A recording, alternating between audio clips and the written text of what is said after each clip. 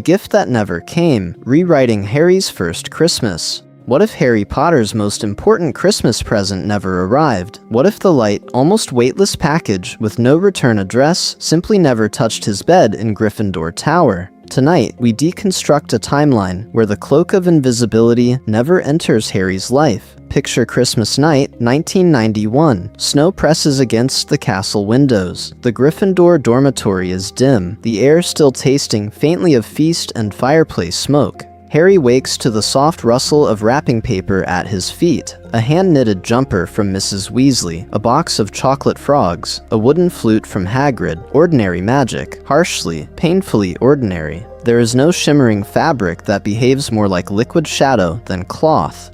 No cryptic note in Dumbledore's careful hand, just a small, uncanny emptiness, a sense that something in the structure of his story has failed to load. In canon, the turning point arrives with that cloak, a simple Christmas present that is not simple at all. But what if the most underrated Deathly Hallow never made it into Harry's hands? What if his favorite cheat code for breaking rules, slipping past adults, and surviving ambushes simply does not exist in his personal arsenal of power? In the original timeline, we remember the images instinctively. Harry and Ron under the cloak, breath fogging in the cold, shuffling down to Hagrid's hut to see Norbert, Harry alone in the restricted section, pages whispering in the dark. The forbidden Hogsmeade trips, the silent stakeouts at the Ministry, the Battle of Hogwarts, where a group of teenagers moves through war as shadows. Now run that montage again, shot for shot, with one mechanical change. Harry is visible. No cloak in first year means no anonymous nights in front of the Mirror of Erised, no secret reconnaissance of Snape and Quirrell, no safe passage past Filch when the stone is on the line. The core issue is mechanical. Without reliable invisibility, he cannot simply opt out of the surveillance structure of Hogwarts. He is more trapped, more watched, more dependent on adults, and on sheer unearned luck. The subtext is brutal. Harry does not become the quiet, nocturnal wanderer who maps the castle by disobedience.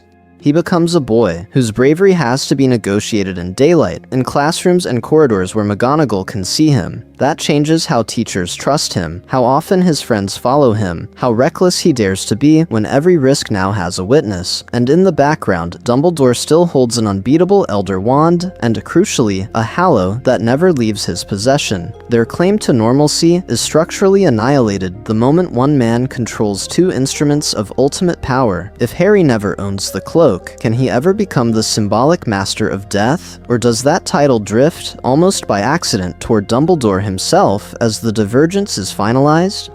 Across the next 37 minutes, we walk year by year through this fracture in reality, how one missing Christmas present rewires Harry's friendships, Dumbledore's long game, Voldemort's comeback, and the final war for loyalty and survival.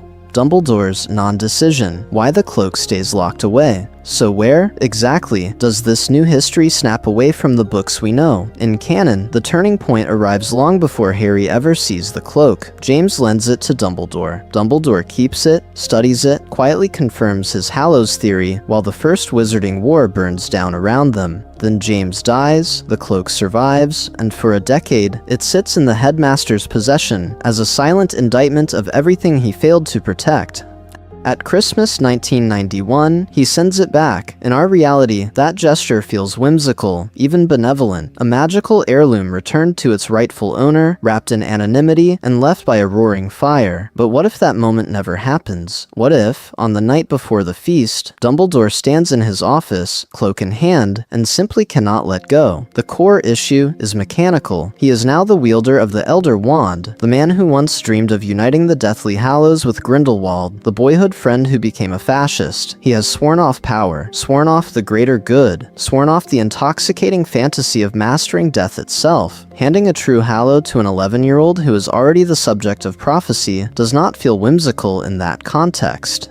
It feels like relapse, so he hesitates. He remembers Ariana on the floor. He remembers his own letters to Gellert about a new world order. He remembers, with clinical precision, how quickly ideology fuses with opportunity. The cloak, in this psychological frame, is not a toy. It is a loaded weapon that completes a pattern he has spent half a lifetime trying to break. In canon, the cloak's symbolism is almost gentle. It is family inheritance, a thread of loyalty running from Ignotus to James to Harry. It is protection protection without aggression, a quiet refusal to let death dictate the terms of separation. Harry uses it to sneak, to observe, to survive, not to dominate. The halo that passes from father to son feels less like an artifact of conquest and more like a hand on the shoulder, reassuring him that he is not alone. Here, that structure collapses. The same object becomes a secret asset hoarded by an old man who already wields the most dangerous wand ever made. The subtext is brutal. By locking the cloak in a drawer or in a warded cabinet behind the stone gargoyle, Dumbledore edges closer to the very role he fears. Two halos united in one hand, the boy who could claim the third, walking Hogwarts corridors in ignorance. We deconstruct a timeline where this non-decision is the real fracture. In the original story, Dumbledore drip-feeds Harry power and knowledge, the cloak, the pensieve, the order, the Horcrux theory. Risky, imperfect, but shared. In this version, he withholds the first tool that would let Harry navigate danger on his own terms. The gap between what Harry faces and what he is allowed to use to survive widens, quietly from the first year onward. So this is not about Harry without a gadget, it is about agency. Who gets to carry the burden of the Hallows? Who is trusted with power? And who is protected from it until protection becomes control? As we move into Harry's first year without the cloak, we watch that decision stop being theoretical. The divergence is finalized not in a duel or a prophecy, but in a locked drawer, long before Voldemort grows a new body. Year 1. Without a cheat code. The stone, the library, and the locked doors. The locked drawer becomes a locked year.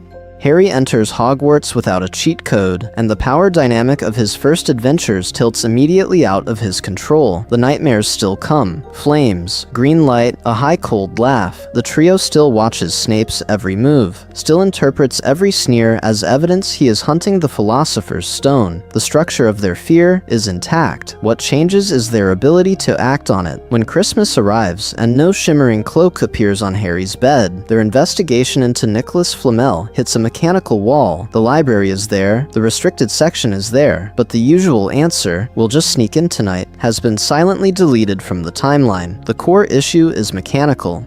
In canon, the cloak turns a reckless idea into a viable plan. Harry and Hermione slip past portraits, past Filch, into the dark stacks where a single scream from an enchanted book almost ruins everything. Here, they stand in the common room doing the same calculus, but every route is suddenly bright, exposed, and patrolled. A midnight heist without true invisibility is not daring, it is suicidal. They could try disillusionment, but first years do not know that magic. They could trust an older student, but that means explaining the stone. So the plan degrades. They linger in daylight, combing safe shelves, missing Flamel for weeks. Their sense that they are ahead of the threat evaporates. The subtext is brutal. Without early success, their psychological confidence fractures.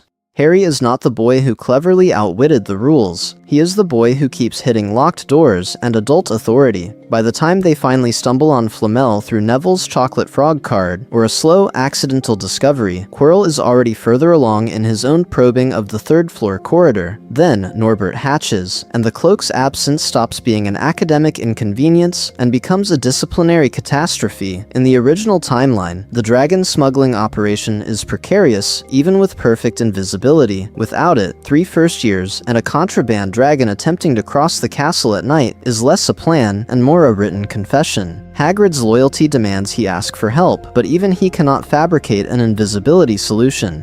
The likely outcome is simple. They are seen. By Filch, by a prefect, by McGonagall herself. Detention is harsher, points are docked more severely, and crucially, the staff begins to monitor Harry's movements with a new intensity. Their claim to normalcy is structurally annihilated. Harry becomes not just famous, but flagged. That surveillance bleeds directly into the final night. In canon, the cloak allows the trio to move from common room to trapdoor in a single breathless sequence. Remove it, and every corridor becomes a bottleneck. Do they attempt a brazen sprint through the castle, hoping to dodge teachers who are now already suspicious? Do they try to master advanced concealment magic in an evening?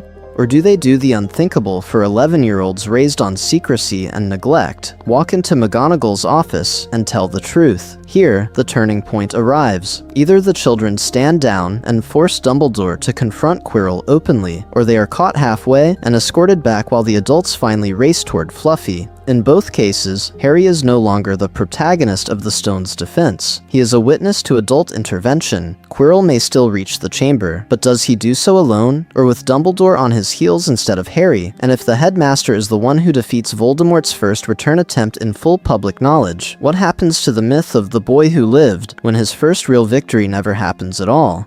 That is the fracture we follow into second year.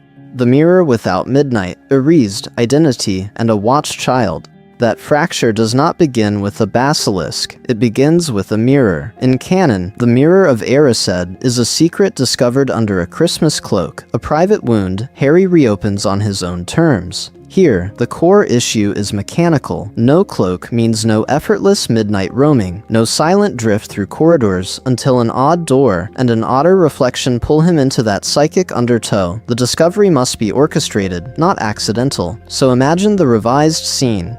Harry is caught out of bounds in a perfectly ordinary way, perhaps lingering too long after hours near the restricted section, drawn by the promise of Nicholas Flamel rather than the thrill of invisibility. Filch drags him to McGonagall. McGonagall escorts him through dark corridors, and instead of a random classroom, she unlocks a room already under orders from Dumbledore. The mirror is not contraband, it is curriculum, a controlled exposure to dangerous magic. The dynamic shifts instantly. In the original timeline, Harry sits on the cold floor in borrowed invisibility, watching dead parents move and smile, and the subtext is brutal. This is a child discovering that his deepest desire can be indulged in total secrecy. Here, he stands under a teacher's gaze. McGonagall, or perhaps even Dumbledore himself, tells him to look. He does. He sees James and Lily, but he also feels the weight of being watched while he breaks. Pattern interrupt. He does not go back. Without the cloak, there are no obsessive return trips, no nights where Ron snores in the background while Harry slips away to drown in fantasy. That means no long, solitary staring until the boundary between reflection and reality blurs. His contact with the mirror is briefer, shallower, more public. The psychological danger curve flattens. He learns that his parents are his heart's desire, but he does not learn how quickly he will sacrifice sleep, safety, and sanity to stay with them. His capacity for self-destruction remains partially veiled.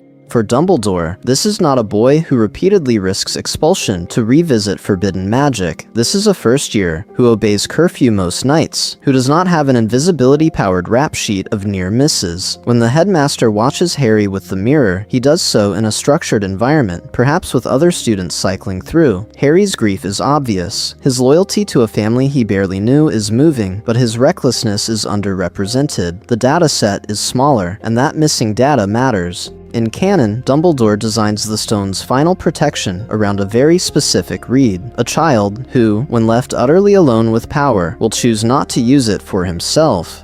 Here, we deconstruct a timeline where Dumbledore cannot reliably model Harry's choices in secret, because Harry has never been given true secrecy. The protections around the stone skew upward, toward adult intervention, toward challenges calibrated for professors rather than 11-year-olds. The divergence is finalized in the emotional register of the year. Without those clandestine vigils under the cloak, first year is no longer a study in who Harry is when no one is watching. It becomes an education in who he is permitted to be under constant supervision within institutional structure. His coming-of-age arc bends away from private defiance and toward negotiated obedience, and that shift in internal reality will echo, unavoidably, into every confrontation that follows.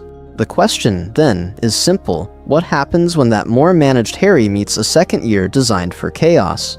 Second year, tighter chains, the Chamber of Secrets, under surveillance chaos is coming, but this Harry is already on a shorter leash. So what happens when a year built on shadows collides with a boy who cannot vanish into them? Second year is, structurally, a stealth campaign. In canon, the cloak turns 3 children into a roaming surveillance unit. They stalk corridors after curfew, follow spiders into the forbidden forest, and eavesdrop on teachers with near impunity. Remove that artifact, and we deconstruct a timeline where every one of those operations becomes either reckless, compromised, or impossible. Take the forest.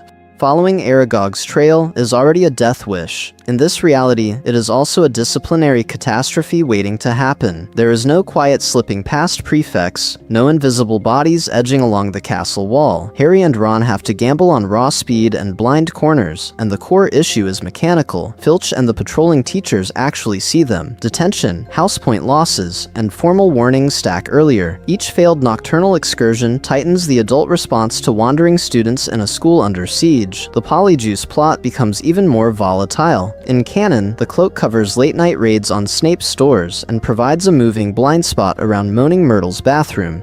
Here, surveillance and prefect patrols are not background noise. They are existential threats to the plan's secrecy. Stealing from Snape requires daylight misdirection or accomplices. Brewing in the bathroom demands elaborate lookout rotations, which in turn create more witnesses and more potential leaks. When the potion backfires on Hermione, the psychological impact is harsher. An exposed catgirl in a corridor is a scandal, not a contained mishap, and suspicion gravitates toward the boy already hearing voices in the walls. Without the cloak, Harry's investigation into the chamber does not expand. It collapses inward. He cannot roam the library's restricted section unseen, cannot drift behind staff meetings, cannot quietly test the boundaries of Hogwarts at night.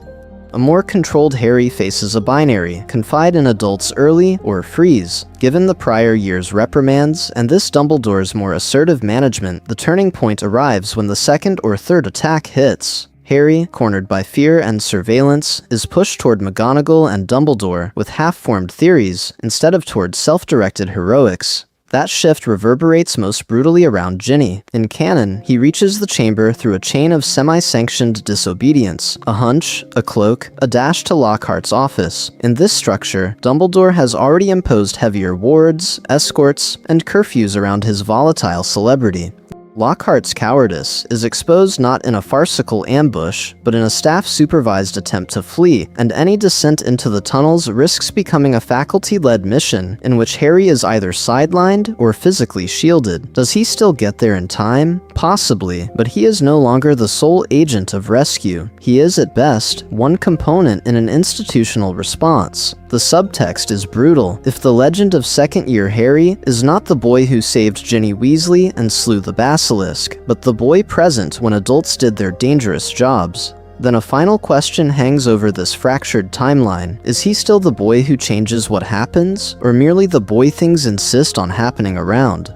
Prisoner without a shadow, Sirius, Hogsmeade, and the mistruth. So what happens when third year arrives, and the boy who things happen around is suddenly told that a mass murderer is hunting him? In canon, Harry's response is to reach for power he technically should not have: the cloak, the secret passage, the illicit Hogsmeade trips. Here, the core issue is mechanical. He has no such tool. The structure of Hogwarts security and Prisoner of Azkaban is built on visibility, Dementors at the gates, teachers counting heads, permission slips as bureaucratic barriers. Without the cloak, Harry's usual workaround simply does not exist. This fractures Hogsmeade itself. The one-eyed witch passage is still there, of course, and Fred and George still hand over the Marauders map, but the dynamic changes. To use that tunnel now, Harry must walk openly to the statue in broad daylight, while McGonagall and Snape are specifically watching for any deviation from the rules. One wrong corridor, one too casual disappearance, and he is not a mythic rebel. He is a suspended third year, so he stays. Ron and Hermione go to Honeydukes without him, and Hogsmeade becomes an emblem of exclusion rather than adventure. When we deconstruct a timeline, we look for the quiet scenes that never happen. The Three Broomsticks conversation is one of them.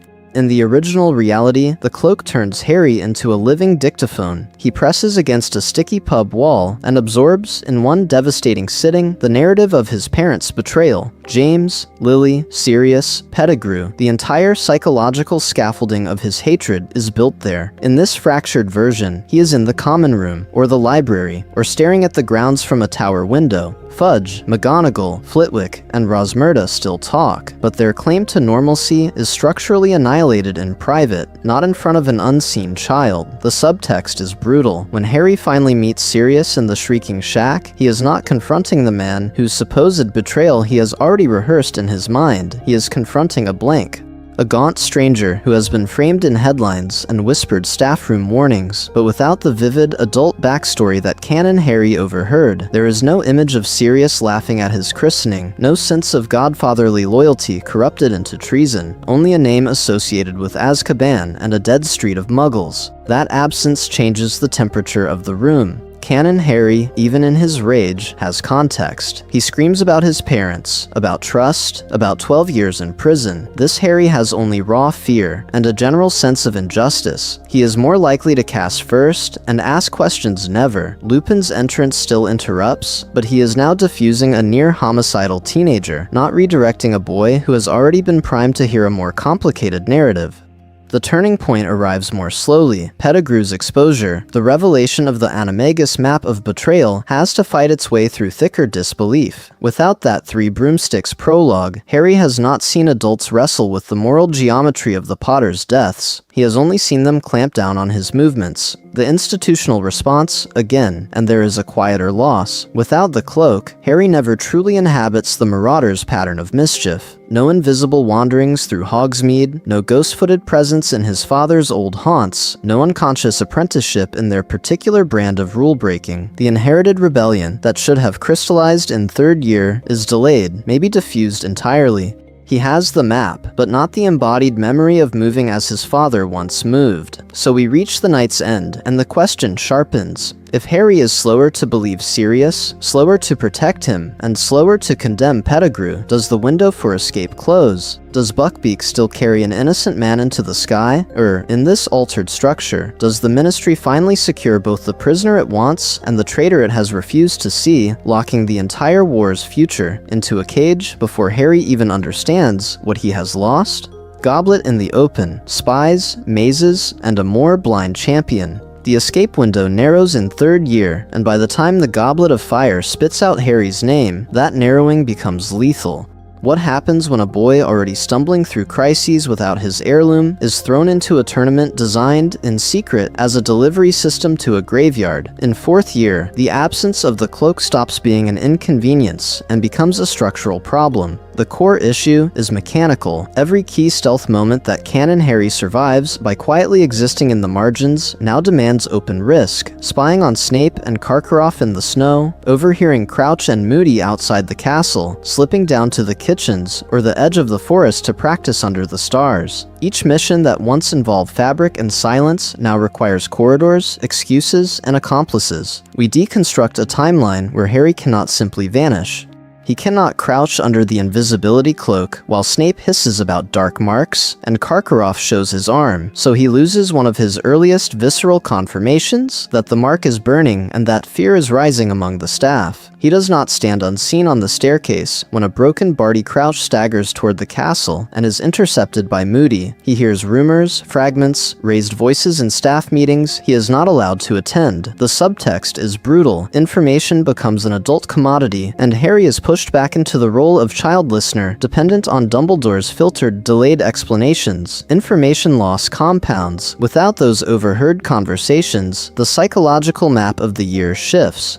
Harry knows something is wrong. His name in the goblet, the dragons, the escalating hostility, but he has fewer concrete clues about a traitor at Hogwarts. The dynamic between him and the other champions also fractures differently. In canon, the cloak lets him drift around the stands, around tents, around the lakefront, catching unguarded moments, and building a sense of who Cedric, Fleur, and Crumb are when no one is watching. Here, coordination has to be public, negotiated in hallways and common rooms under watchful eyes. Fewer secrets shared, less trust banked. Then, the third task arrives. In canon, Harry walks into the maze wary, but with a subconscious expectation that he can hide if he must. He has built an identity around slipping past danger. This Harry has been trained by necessity into confrontation. He meets problems head-on because he has had 4 years of running out in the open. That means more curses triggered, more obstacles engaged rather than bypassed, and a higher probability that someone else, perhaps Crumb, perhaps Fleur, reaches the cup first, or reaches it broken. Pattern interrupt. What if Harry doesn't touch the cup at the same time as Cedric? What if he staggers there alone, injured by a trap he refused to sneak around, or arrives late to a clearing ring already stained with another champion's blood. The divergence is finalized not by the cup's portkey enchantment, but by the condition in which he meets it. And when he returns, whether alone or dragging a body, the hospital wing confrontation with reality becomes sharper. Dumbledore is no longer just the headmaster who believes him. He is the man who has hoarded an ancestral hallow while sending a partially informed child into a murder maze. In that room, with Fudge denying Voldemort's return and the press sharpening its quills, the power dynamic fractures. Does Harry simply obey, or does he, for the first time, demand to know why the cloak was never his weapon to wield against the dark that has finally stepped out of hiding? Order exposed, Umbridge, the DA, and a visible rebellion. The confrontation in Dumbledore's office does not end the argument, it only exposes the fracture. If the cloak was never Harry's weapon, what does resistance look like in a year built on surveillance and pink authority? In this fifth-year reality, rebellion cannot hide in the margins of the map. The core issue is mechanical. In canon, the invisibility cloak is the quiet safety net under Dumbledore's army, a fabric solution to a structural problem, letting Harry slip through corridors, dodge Filch, and arrive at the room of requirement as a rumor rather than a spectacle. Remove it, and every DA meeting becomes a parade. Robes, footsteps, whispered passwords, all of it painfully visible to Filch, to Umbridge, to the inquisitorial squad who now patrol with the confidence of hunters who can actually see their prey. Scene by scene, the dynamic shifts. Neville cannot simply vanish down a staircase. He has to bluff his way past Draco. Ginny does not glide under a cloak. She times her exits with prefect rounds and prays. One misstep, one door opened too fast, and an entire corridor of students stands there, exposed, wands in hand. The subtext is brutal. DA membership is not a secret hobby, it is a public risk. Loyalty replaces stealth as the operating currency. You do not join because it is easy to hide. You join knowing that if you are caught, there is no fabric between you and Umbridge's quill. This visibility bleeds into Harry's personal arc. Without the option to disappear, his detentions become staged punishments, not private torments. Every carved "I must not tell lies" is preceded by a public escort through the corridors. Every outburst in class is witnessed, catalogued, weaponized. Umbridge does not need to imply that he is unstable. She can point to the spectacle of him shouting in defense against the dark arts, to the way he is marched to her office again and again. For wavering students, the psychological effect is corrosive. Is this the chosen one, or a boy who cannot control himself? Dumbledore watches this pattern and misreads it. We deconstruct a timeline in which Harry's inability to move unseen convinces the headmaster that the boy is reactive rather than strategically useful, brave, but tactically blunt. The prophecy hangs between them, untold. If Harry cannot operate independently, if every action becomes a headline, Dumbledore delays and delays again. The turning point arrives not as a wise conversation, but as an explosion of anger. Harry, feeling used and uninformed, demands answers in full view of an order that still treats him as a liability. Then, the Ministry vision hits. In canon, the cloak turns the journey to the Department of Mysteries into a ghost operation, 6 teenagers threading through the Ministry's arteries, unseen. Here, the reality is harsher. They spill from the fireplaces into a building that is not designed for invisibility, and they have no artifact to bend that structure. They improvise with decoy detonators, with misdirection, with raw nerve, but every lift door that opens could contain an horror. Every corridor crossing is a gamble. Their claim to normalcy is structurally annihilated the moment a bored security wizard actually looks up and sees a group of schoolchildren in Hogwarts robes marching toward the Department of Mysteries after hours. Does this version of the DA even survive long enough to train them for that night? Or does Umbridge, empowered by visible targets and emboldened by a ministry that already doubts Harry's sanity, crush the organization in its adolescence, isolating him completely, just as Voldemort begins to walk his dreams with surgical precision? In a castle where rebellion cannot vanish, the question is no longer whether Harry will fight, but whether he will have anyone left beside him when the divergence is finalized in the Hall of Prophecy. Half-Blood Prince, half the intel, spying without the cloak. In 5th year, the rebellion is public. In 6th year, the war is supposed to go underground, but remove the cloak, and Harry's spy arc in Half-Blood Prince never properly loads. His paranoia scales up, while his information stream collapses. On the Hogwarts Express, the divergence is immediate. In canon, the cloak lets Harry slip into Draco's compartment, witness the mission conversation, and pay for it with a stinging jinx and a broken nose. Here, he has a binary choice: barge in as an obvious eavesdropper, or sit in his own compartment, stewing. The core issue is mechanical. Surveillance without invisibility becomes confrontation, and confrontation alerts the target. If Harry storms the compartment, Draco performs for the audience, sneering about Dark Lord business, while saying nothing operational. If Harry stays away, he arrives at Hogwarts with only a hunch and the sickening awareness that Malfoy is suddenly untouchable. Inside the castle, that fracture in his method hardens into a new dynamic. Canon Harry can haunt corridors under the cloak, camping outside the Room of Requirement, cross-referencing the Marauder's map with Draco's disappearances. This Harry has the map, but no safe body to carry it. He can see Draco vanish into a blank space, but he cannot follow without being seen, reported, or hexed. The subtext is brutal. The tool that once turned him into a ghost now exposes how visible, how vulnerable he really is. The Snape problem becomes even worse. Without the cloak, there is no easy way to linger outside Slughorn's office, no quiet stakeout while Snape hisses at Draco about failing the Dark Lord, or reaffirms the unbreakable vow. Those conversations either never happen within Harry's earshot, or he is caught in the corridor, accused of spying, and punished until his credibility erodes further. We deconstruct a timeline where Harry's hatred of Snape remains absolute, but his evidence base is thin. By the time the Astronomy Tower night arrives, Snape's killing curse is not a horrifying confirmation. It is an almost incomprehensible escalation, a move Harry cannot even frame within a coherent theory of loyalty or double agency. Slughorn's memory shifts as well, not because of the cloak itself, but because stealth has never been Harry's primary training ground. Without years of successful sneaking, he is less adept at calibrating adults, at knowing when to flatter, when to guilt, when to wait. His first attempt to extract the Horcrux memory might be clumsy, transparently desperate. Slughorn retreats, and the delay compresses Dumbledore's research window. Less time to study rings and lockets. Less time to map Voldemort's magic into a clear Horcrux strategy. Meanwhile, Dumbledore's operational profile changes completely.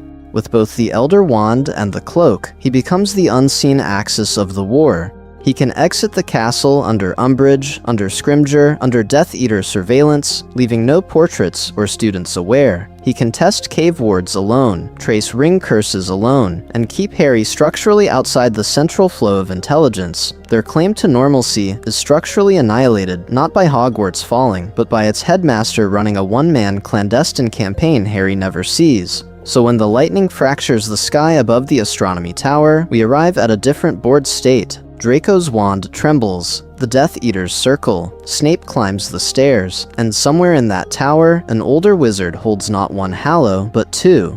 Does a more invisible Dumbledore still raise his chin and accept death on schedule? Or, with the cloak around his shoulders and the Elder Wand in his hand, does he see one last, terrifying chance to keep playing God with the timeline?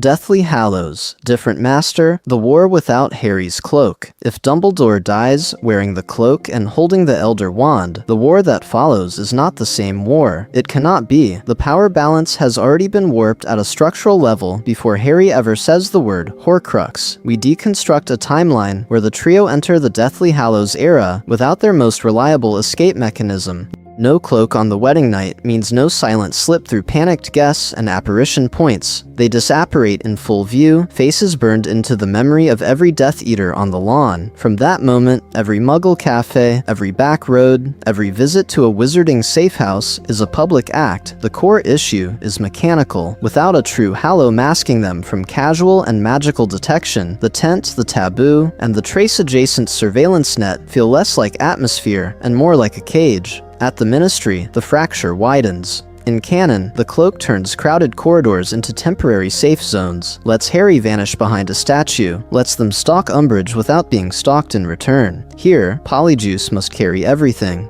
That means longer exposure, slower movements, and no emergency vanish when the locket is finally wrenched from her throat. When Yaxley spots them, he does not lose them in a swirl of invisible limbs. He tracks three very visible bodies to the lifts. Someone is stunned in the atrium, someone leaves blood on the tiles, The escape succeeds, but at least one of them carries a curse scar, or a psychological one, from almost being left behind. The Godric's Hollow sequence becomes lethal. No gliding past Muggle curtains, no quiet observation of Bathilda's house from the street. Harry and Hermione arrive as obvious intruders in a village under watch. Nagini's trap still springs, but now the odds of Death Eaters being physically present when the snake strikes skyrocket.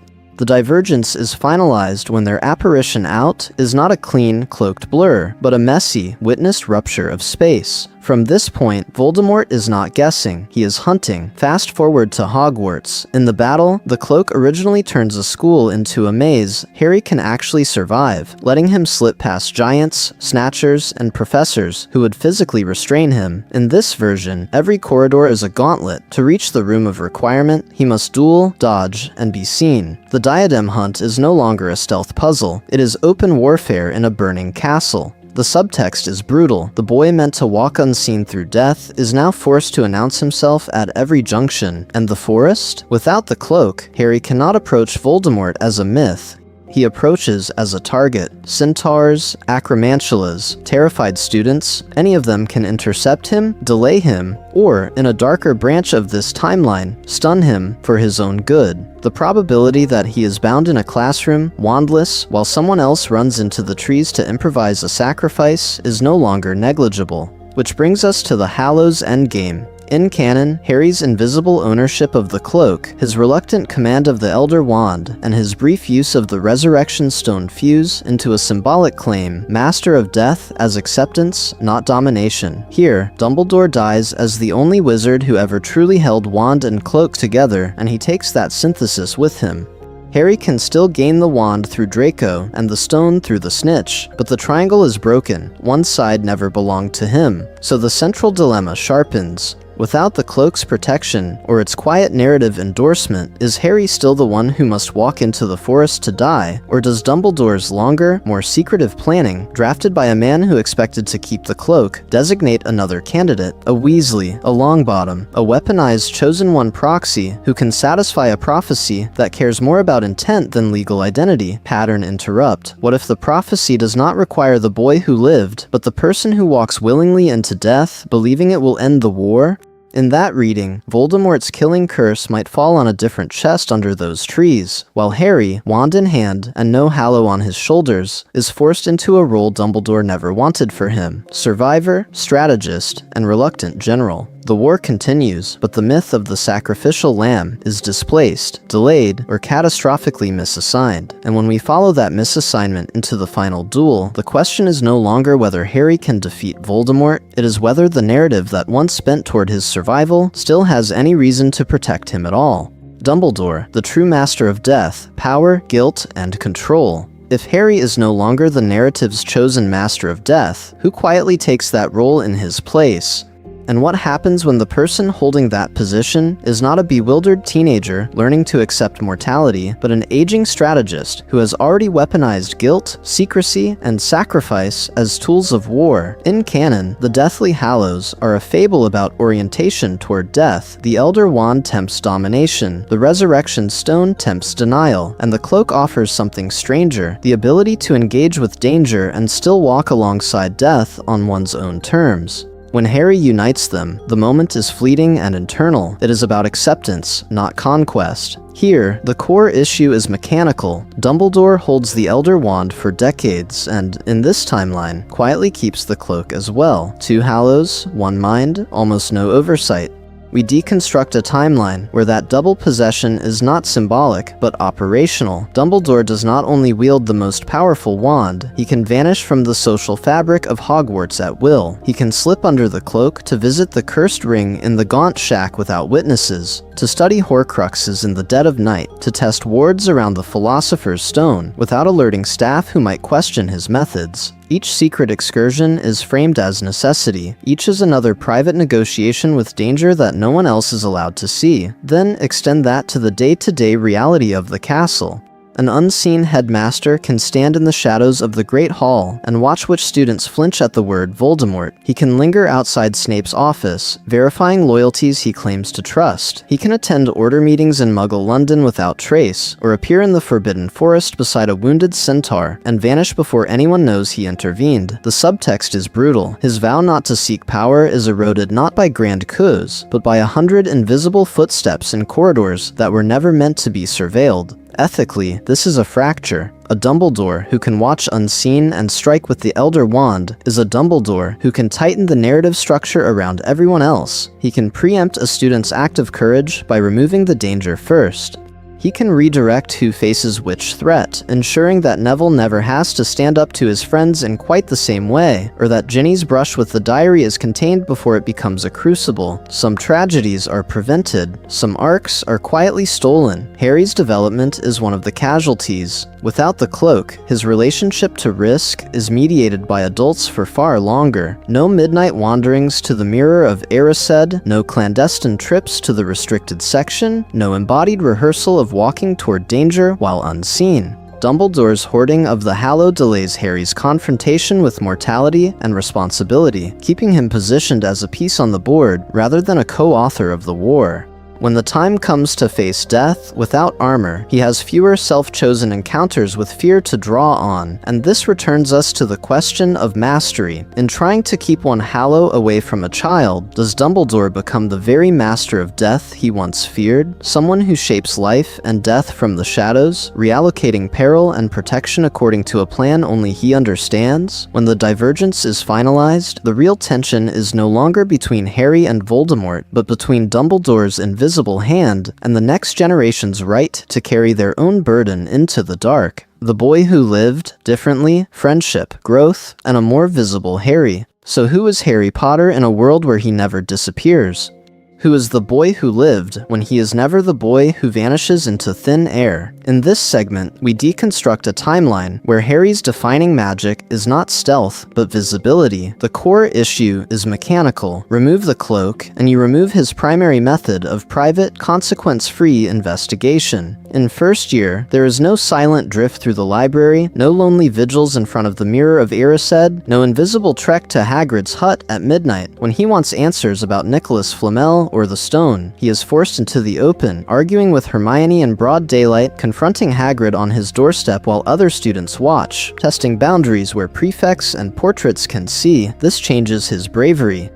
Canon Harry is a nocturnal operator, courageous in corridors and dungeons, then awkward under public scrutiny. Here, the structure reverses. He earns his reputation by standing his ground in classrooms, not corridors, contradicting Snape in front of the whole year, refusing to back down when McGonagall assigns detentions, challenging Umbridge's propaganda without the safety valve of sneaking off later to do the real resistance under a cloak. He becomes less the secret agent, more the public dissident. That visibility drags Ron and Hermione with him. Without the option for Harry to go alone under the cloak, risk is collectivized. Ron is present for more confrontations, more detentions, more howlers from Molly after public scandals. Hermione, who in canon can sometimes outsource the dangerous reconnaissance to an invisible Harry, must now decide, does she step into the spotlight beside him or pull back to protect their academic future? The subtext is brutal. Every detention in the Forbidden Forest, every lost house point, is suffered together, not absorbed by a single invisible martyr. Their loyalty deepens and strains simultaneously. Shared exposure for Norbert's midnight handoff, for sneaking to Hagrid under Filch's gaze, for visiting the hospital wing when they are absolutely not supposed to be there, builds a war band mentality, but it also means when consequences hit, Quidditch bans, confiscated Hogsmeade privileges, letters home. There is no comforting illusion that Harry took the worst of it. They all did. Resentment has more room to grow. Constant visibility also rewires Harry's psychology. Without hours spent alone under the cloak, he has fewer one-sided monologues with the dark and more two-sided arguments with actual people. He has to negotiate with Neville for passwords instead of slipping past. He must apologize to Madame Pomfrey when he is caught hovering at bedsides. He learns to ask McGonagall for information rather than simply bypassing her. This can make him more emotionally literate, forced into the tedious magic of conversation, or more brittle, as every refusal, every adult failure, happens to his face. His legend shifts. Students do not whisper about a mysterious night wanderer. They watch a boy who keeps standing up and getting knocked down in full view of the school. Some call it reckless, others call it necessary. Staff meetings become open debates over whether Harry is a destabilizing hazard or the only one honest enough to name the trauma in the castle. And beneath all of this, a quieter question grows. If he never learns to live between the lines of Hogwarts rules, if he never inherits that silent shield from his father, then when the final war arrives, is Harry prepared to walk into death unhidden, or does he demand a different kind of power entirely? That is where the next fracture opens. One missing present, one new story, final verdict, and viewer challenge. That is where the next fracture opens. One missing Christmas present, one new war. When we deconstruct a timeline built on absence rather than abundance, the pattern that emerges is brutally consistent. First year, without the cloak, Harry reaches the stone slower, messier, more exposed. The midnight wanderings shrink, the restricted section stays closed longer, and Quirrell has a wider runway before the confrontation in the chamber beneath the trapdoor finally happens under adult supervision rather than 3 children under a sheet of woven legend. The adventure still occurs. The structure of it is entirely different. Second year, the core issue is mechanical. No cloak means no silent stakeouts outside Snape's office, no invisible visits to the hospital wing, no ghost-like tailing of spiders into the Forbidden Forest. Ginny is rescued later, with fewer clues and more guesswork, and the Basilisk claims at least one permanent victim before the diary is destroyed. The turning point arrives not as a boy's improbable heroism, but as a school's delayed response to a crisis it barely understands. By third and fourth year, the subtext is brutal. The truth about Sirius drips out in hearings and headlines, not in a whispered revelation under a Christmas cloak. Harry walks the castle visible, angry, and watched. A blinder Triwizard champion stumbles through tasks without clandestine scouting, without hiding in the stands to study dragons or eavesdrop on traitors. He survives, but the maze is darker, the graveyard more of a shock, and his testimony afterward weaker because he has seen less and proven less. In fifth year, their claim to normalcy is structurally annihilated. Dumbledore's army cannot vanish into empty classrooms at will. Each meeting leaves traces, witnesses, risk. The DA becomes a smaller, harder cell, more easily infiltrated, more easily broken. Sixth year follows with a less informed Half-Blood Prince. Fewer nocturnal missions, fewer overheard fragments about Horcruxes, a boy who arrives at the tower with less context and more raw fear when the killing curse flashes green. By the final campaign, the divergence is finalized, the Horcrux hunt drags. No cloak means fewer safe camps, fewer invisible escapes from Snatchers and Death Eaters, and the Battle of Hogwarts unfolds with Harry as a visible target from the first moment he steps onto the grounds. He still walks into the forest. He just does it as someone who has never learned that concealment can be a form of mercy. So does he win? The answer, in this structure, is yes, but at a cost. His core traits do not vanish. His loyalty to Ron and Hermione, his refusal to abandon the vulnerable, his stubborn moral gravity still bend reality around him. Yet every revelation arrives slower. Every victory demands heavier casualties, and the psychological journey is harsher. Less wonder, more exhaustion, fewer secret triumphs, more public scars, and over all of it, the Hallows recalibrate. In canon, Harry becomes a quiet, almost accidental master of death, a boy who unites the Hallows only to set them aside. Here, Dumbledore keeps the cloak, pairs it with the Elder Wand, and carries the stone longer. He becomes the Long Shadow Master, the one hoarding power and knowledge, and the tools to cheat death. Which version feels safer? Which is more honest about how institutions behave when handed immortality on a silver platter? Pattern interrupt. Choose one moment and break it yourself. Sirius's escape without a cloak. The DA's last stand under full illumination. The tower, with no invisibility between Harry and Snape. The forest walk, with every Death Eater watching each step. Pick one of these fractures and write your own mini what if in the comments. Extend this trajectory, or contradict it completely. In your timeline, does Sirius live? Does the DA survive intact? Does Harry still drop the wand instead of wielding it as judge and executioner? Next, we stay with the Hallows and twist a different axis. What if Harry claimed the Elder Wand first? Or if the Resurrection Stone was never lost in the forest at all? If you want more deep dive alternate timelines where we pull on one thread of magic and watch the entire narrative structure rewire itself, subscribe, leave a like, and tell me which artifact we should fracture next. And one last question to carry with you. In your version, when he finally learns what Dumbledore kept from him, does Harry ever forgive the man who held the cloak he never knew he lost? Or does that betrayal change the war more than any spell?